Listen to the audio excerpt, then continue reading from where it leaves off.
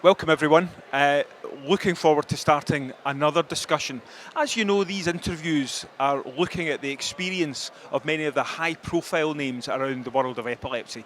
And we know how strong the field of epilepsy research is in Europe and particularly strong around Italy.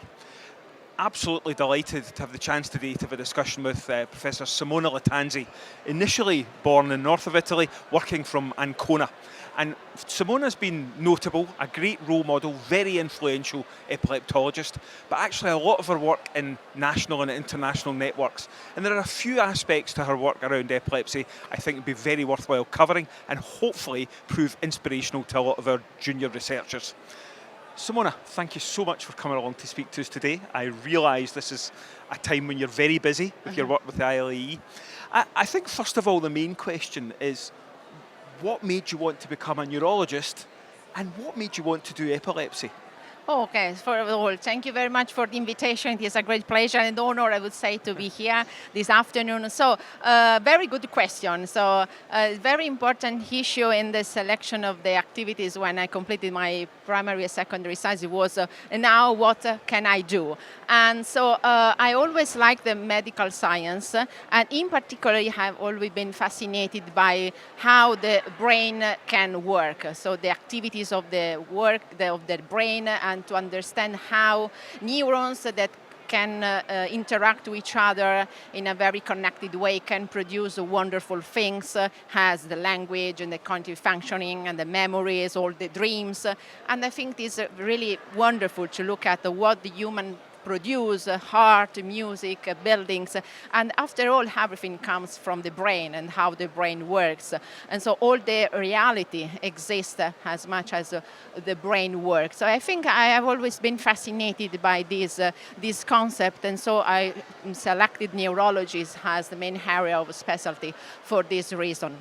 Then I started to work within the epilepsy field because, again, I was during my residency, I was fascinated when patients came to my attention with so different types of seizures, with different semiology, with different signs and symptoms, and you start to try to explore which is the region in the brain that can produce that set of symptoms and signs. So there is a very immense heterogeneity in the clinical presentation of the epilepsy, and so I think this is something really wonderful. And also another reason why I selected the epilepsy is that it is not so common for neurological disease. We have the opportunity to change the disorders, the manifestation of the epilepsy, and to change the lives of the patient. So we have many pharmacological, non-pharmacological interventions that can improve the seizure frequency. Sometimes you can reach the seizure freedom, most of the cases I would say, and so you can see in practice the improvement in the quality of life of the patients. This is something really important for a physician, I think.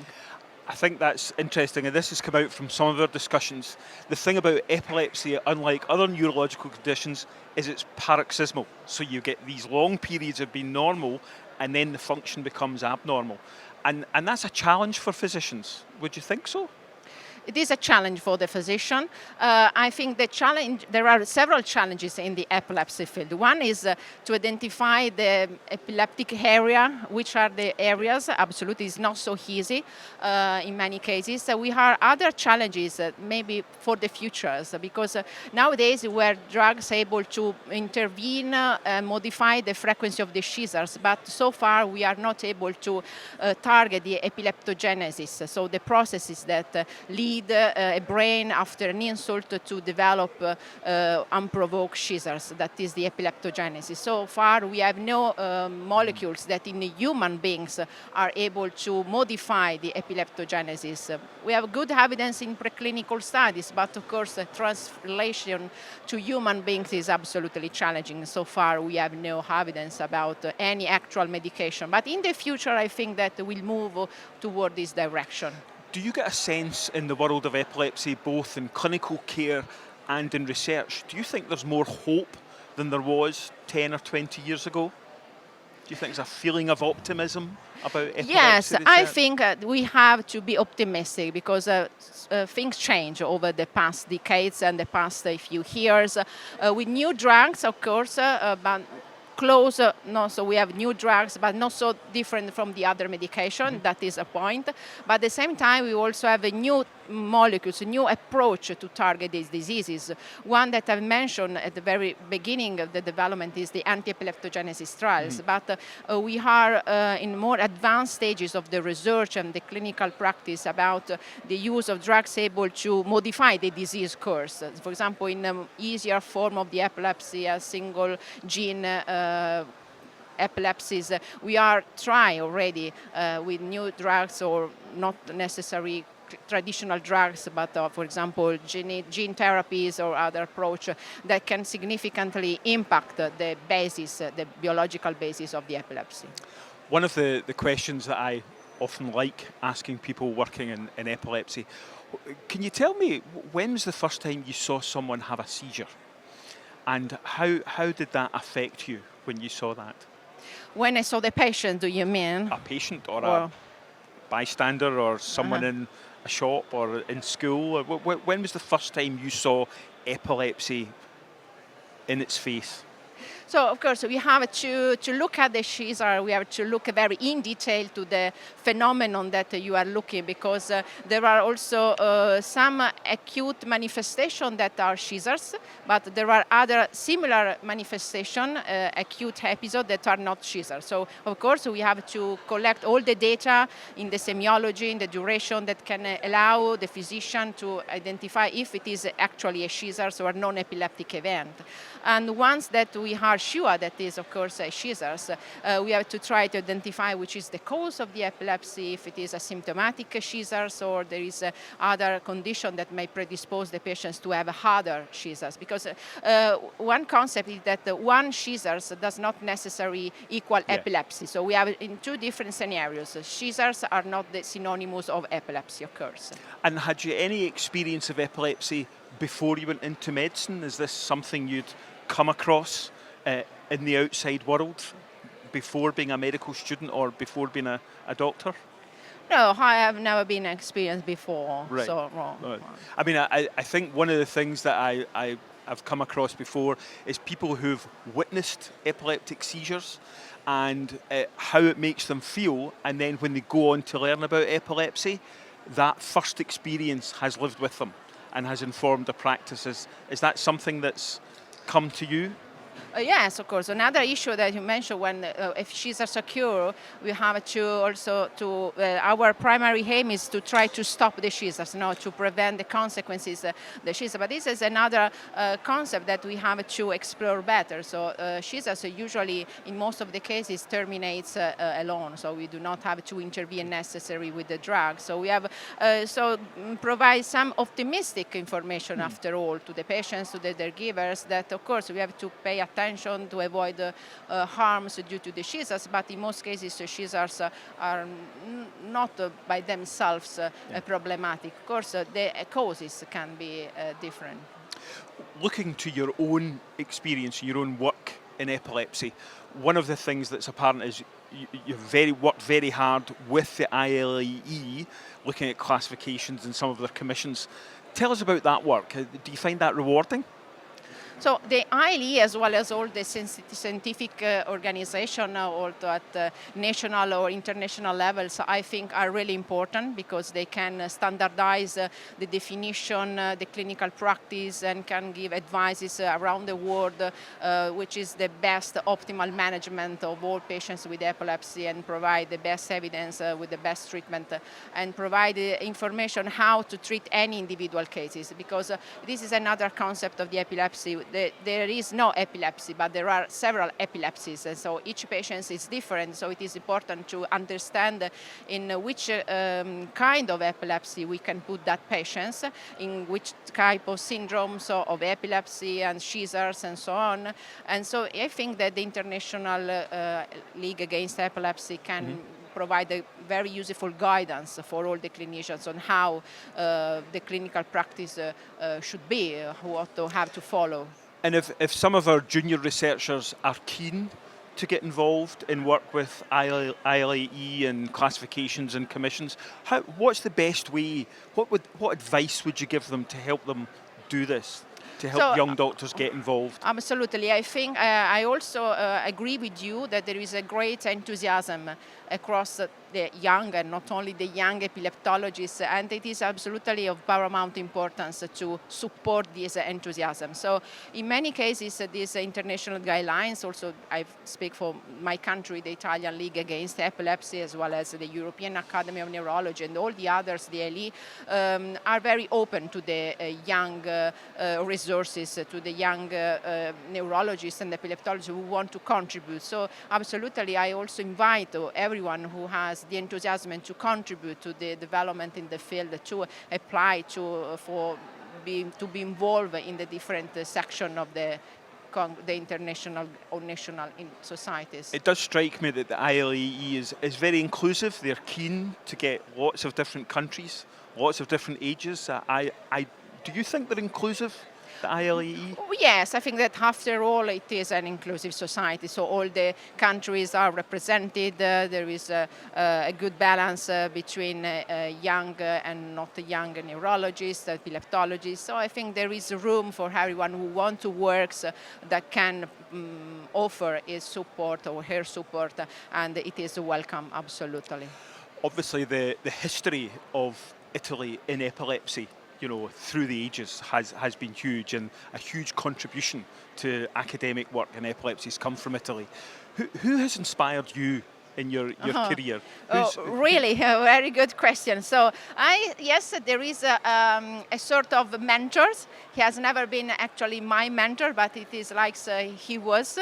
He's a great professor of neurology, a great epileptologist, an eminent scientist and clinician who really contributed to the, even within the ILE, to the classification system of the different conditions, significantly contributed to the development of the ASMs in the last decades, and he's a wonderful person, not only a wonderful clinician, because he has a great enthusiasm, and he always keen to sit at your side with a smile, to listen to you and to share your opinion and ideas. He always have a great project in his mind, and he teaches to everyone to pursue your dreams and your goals, to working at the best.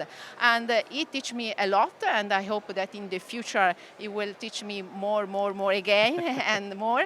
And this is what I also try to transmit to my students. So the enthusiasm to when you have a project, a new idea, and do the best to improve in the science, and finally to improve the life of the patients, all the caregivers of the patients. It strikes me even more than other neurology discipline, this apprenticeship, mentorship, seems much stronger in epilepsy than others. Yes, maybe yes, I agree. I agree it is something specific feature of epilepsy more than other disciplines, but maybe this has a historical background also for the clinical condition with so great heterogeneity. There are many reasons, but I agree with you. I do wonder if it might be related to the fact that we need our nurses and our neurophysiologists, and we need our psychiatrists, and the partnership with patients is so important. And I wonder if that comes through in our relationship with our other medical colleagues too. I don't know if you think that's true. Well, absolutely. The relationship with across different disciplines is not so easy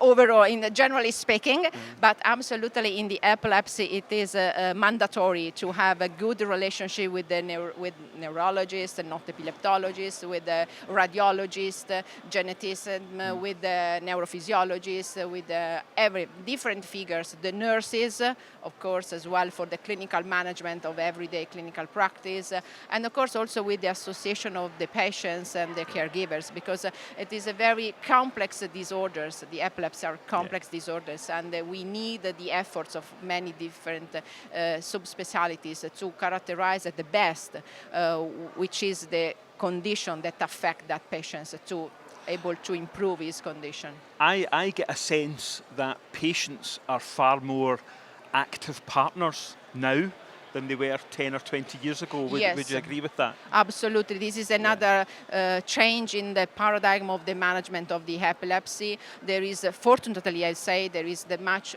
greater involvement of the patients, of the lay association, the caregivers, and also in the everyday visit, there is a more close discussion, a dialogue with the patients, their caregivers. Absolutely, we are going toward a more holistic treatment of the epilepsy, where of course the patient is at the centers of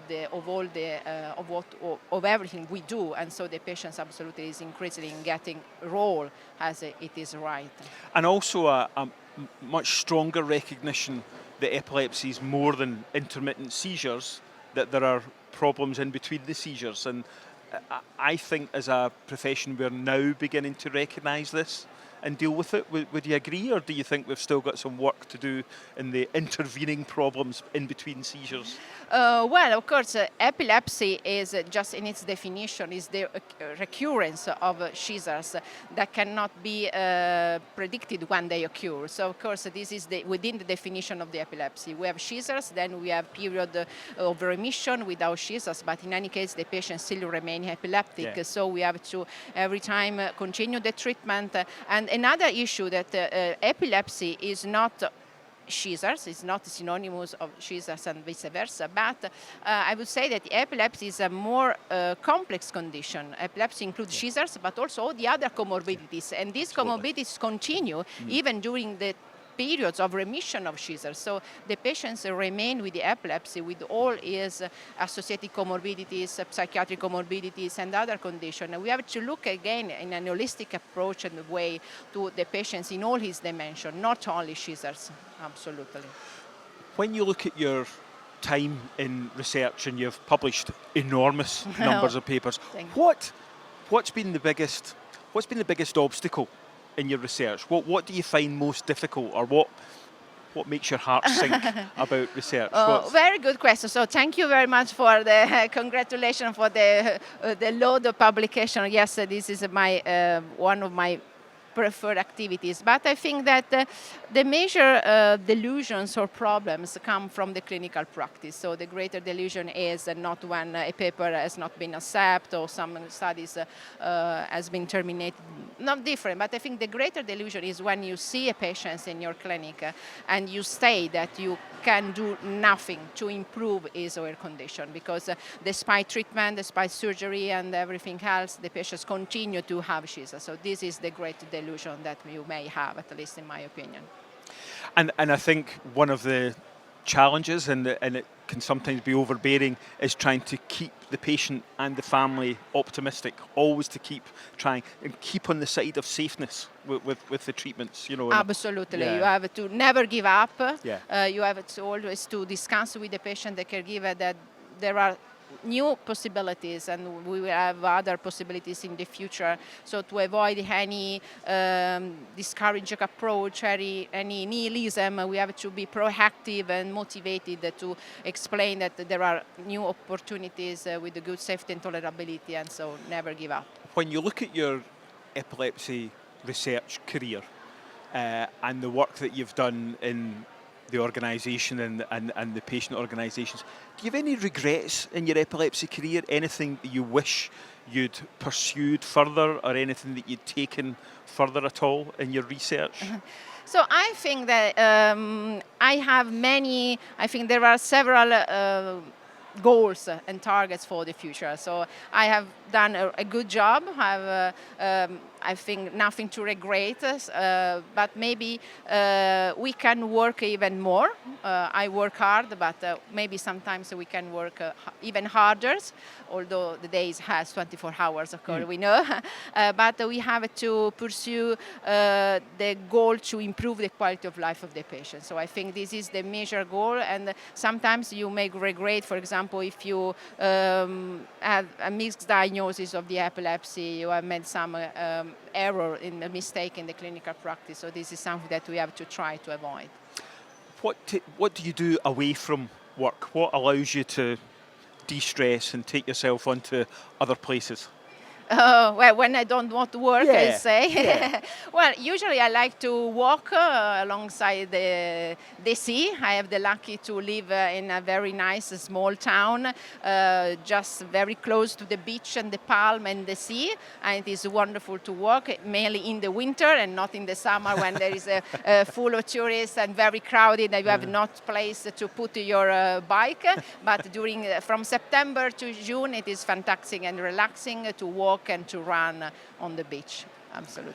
And if you're going to speak to some of our junior colleagues and people particularly in the YES, the Young Epilepsy session, what advice would you give them about life in epilepsy and why they should do it and how they can best optimise that?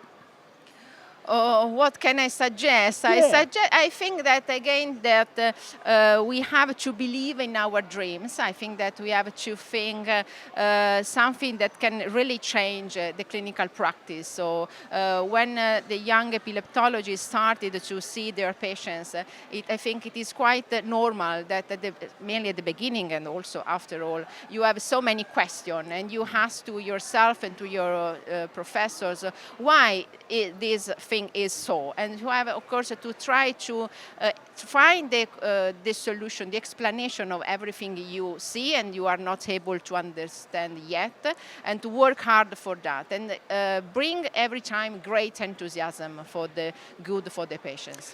I think that's really important, and I think one of the problems in epilepsy is we often have received or accepted wisdom. Oh, we'll only control 2/3 of patients. Oh, people with that sort of epilepsy will develop an encephalopathy and will not do well. And you're right, I think we have to keep saying, but why? But why not? Why can't we move this forward? And that continual quest is really important. Yeah. Also, because at the end, most of the patients with epilepsy have a good outcome. So this is something that we have to consider. When you see for the first time a patient in your clinic with epilepsy, the first thing that you have to say, we have today several drugs that can control, and most of the cases are well controlled and achieve a complete schizophrenia from years and years. And so this is a good message that of course you have to provide, and then if the first drug fails, we have other opportunities. So this is an actual definition of the actual word. So if you were going to speak to our junior colleagues, you'd be saying epilepsy is good for science, it's good for working with patients. It's really important that you have teamwork and you have to keep your enthusiasm and your continual questioning. Is that fair? Yes, absolutely. Okay. I agree. And above all, the enthusiasm should remain for years and years because it is really the main source of our activities and clinical practice. And always bear in mind that everything we do it for the good for the patients. And how important do you think international meetings like this can be? Really important, mainly for the networking with the colleagues, to establish a new relationship. For example, I met my mentors in an international congress, so absolutely you can hear the colleagues with more experience that explain the new advancements in the fields. You can propose your ideas and this congress, so absolutely a wonderful activities, and I'm very happy that they're. I think one of the problems is when people look at conferences and they think it's the programme and there's a spreadsheet of what you've done and what you've heard, but it's all the stuff outside. It's a discussion over food and wine later on, and ideas and collaborations and visits elsewhere that sow the seed for progress. And sometimes seeing best practice is really important as well. You think, oh, really? I've never seen that done. Oh, that looks really good. I'm going to have to give that a try. So really, okay. No, international congress are wonderful, and there are also great opportunities to discuss, as the one that we have also with the companies and with the other academic partnership with the colleagues. And so absolutely suggest and invited everyone to attend. Online is fine when there's nothing else, but when you've got the chance of this, we should take this, I think. Absolutely. Okay. Well, listen, I don't. Is there any other questions from the audience? I don't think so. Thank you so much, Simona. That was really helpful and really enlightening. Thank you so much for your time. Thank you very much. Thank It's you. been a pleasure. Thank you.